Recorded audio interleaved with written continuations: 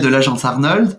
Aujourd'hui, je vais vous parler de la dépose des murs porteurs. Comment démolir un mur porteur dans un immeuble. Récemment, on a été consulté par un hôtel parisien dans le 16e arrondissement qui voulait créer un petit espace de réunion, de coworking pour ses clients. Et il a fallu étudier la dépose d'un gros mur porteur au rez-de-chaussée de l'immeuble. Comment procéder?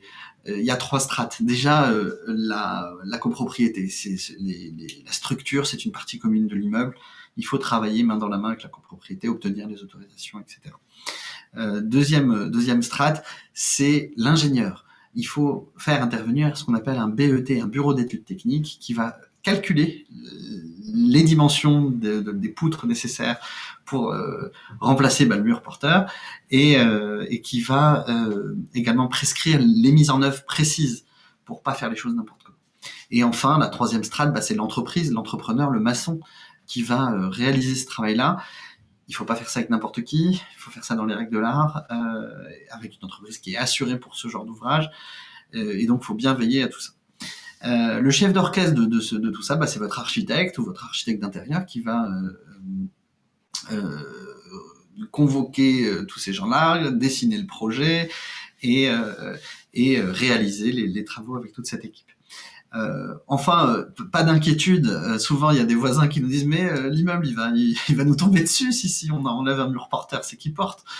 Eh bien, pas d'inquiétude. Notamment par exemple, si on prend l'exemple de l'architecture haussmannienne à Paris, eh bien, c'est une architecture où il y a beaucoup de murs et la structure est surdimensionnée par rapport à ce qui est strictement nécessaire, contrairement à l'architecture moderne, avec des poteaux et des poutres en béton armé.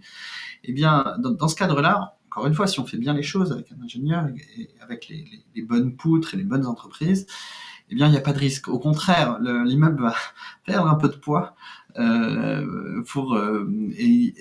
puisque l'acier des poutres va peser moins lourd que le mur précédent, et donc il va être au moins aussi performant après les travaux qu'avant. Donc pas d'inquiétude, rassurez-vous, si les choses sont faites dans les règles de l'art, il n'y a pas de problème pour la sécurité des personnes, bien au contraire.